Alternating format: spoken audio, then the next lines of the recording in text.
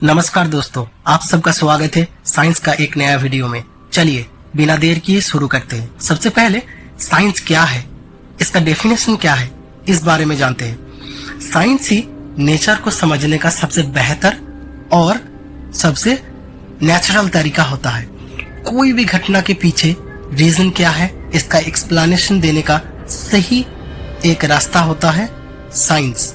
Science ही हम लोगों को रीजन करना सिखाते हैं, तर्क करना सिखाते हैं और खोज करना, और ब्रह्मांड के हर एक अनसुलझे रहस्यों का समाधान करने में मदद करता है। अगर कोई भी साइंस के बारे में बात करता है तो सबसे पहला बात कौन सा आपका दिमाग में आता है? आइए साइंस का कॉन्सेप्ट को थोड़ा और बेहतर समझने का कोशिश करते हैं। साइंस का सबसे इम्पोर्टेंट पार्ट है फंडामेंटल साइंस। फंडामेंटल साइंस यानी कि मौलिक विज्ञान। चलिए इसका डेफिनेशन जान लेते हैं। इसका मतलब होता है छोटा से छोटा रूप में नॉलेज की एक इंसानी खोज है, जिसमें हम नए डिसीजन ले सकते हैं और जो चीज हम लोग समझ नहीं सकते हैं उसका रीजन करना सीखते हैं। और सिंपल शब्दों में बताए तो ये ब्रह्मांड के अनसुलझे रहस्यों को समझने का एक लॉजिकल वे में परफेक्ट तरीका है। जैसा कि आप सभी जानते हैं साइंस का बहुत से ब्रांचेस है, पर क्या आप जानते हैं साइंस का कौन सा ब्रांच सबसे ज्यादा फंडामेंटल है?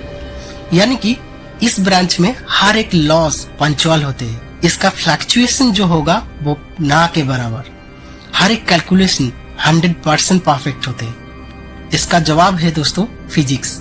एक फिजिक्स ही फंडामेंटल साइंस में सबसे पहला और सब में फीड बैठता है।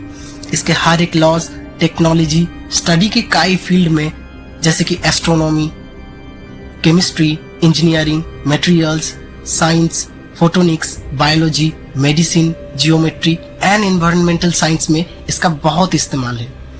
इसके बिना साइंस का कोई भी फील्ड कंप्लीट नहीं है।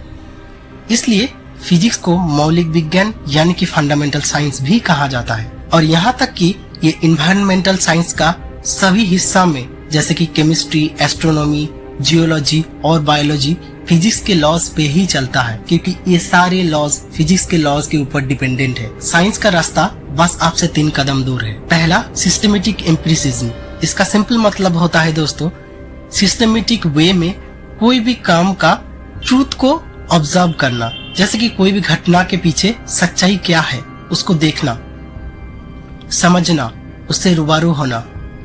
दूसरा, एम्पिरिकल क्वेश्चन, यानी कि अगर आप कोई भी घटना को बेहतर तरीका से जानना चाहते हैं, इसके लिए आपको सबसे पहले आपका दिमाग में सही क्वेश्चन आना चाहिए, रिलेटेड क्वेश्चन जो बेहतर, और उसका जवाब ढूंढने का कोशिश करना। और फाइनल में है पब्लिक नॉलेज। इससे जो नॉलेज मिलता है सभी को देना। लीजिए आप पहुंच गए साइंस का जड़ तक। साइंटिस्ट तभी खोज करते हैं जब कुछ नया जानना होता है, जैसे कि नया कुछ प्रॉब्लम आया है या फिर कुछ सुलझ नहीं रहा हो। हाल ही में आप सभी ने देखा है कि कोविड-19 का जब प्रॉब्लम आया था, सभी साइंटिस्ट उसके ऊपर रिसर्च कर रहे थे। इसका रीजन है क्योंकि नया कुछ या फिर प्रॉब्लम्स आता है, उसका सॉल्यूशन ढूंढने का कोशिश करते हैं। कोई भी घटना समझने के लिए सबसे बेहतर रास्ता है उसका पीछे का रीजन जानने का कोशिश करना।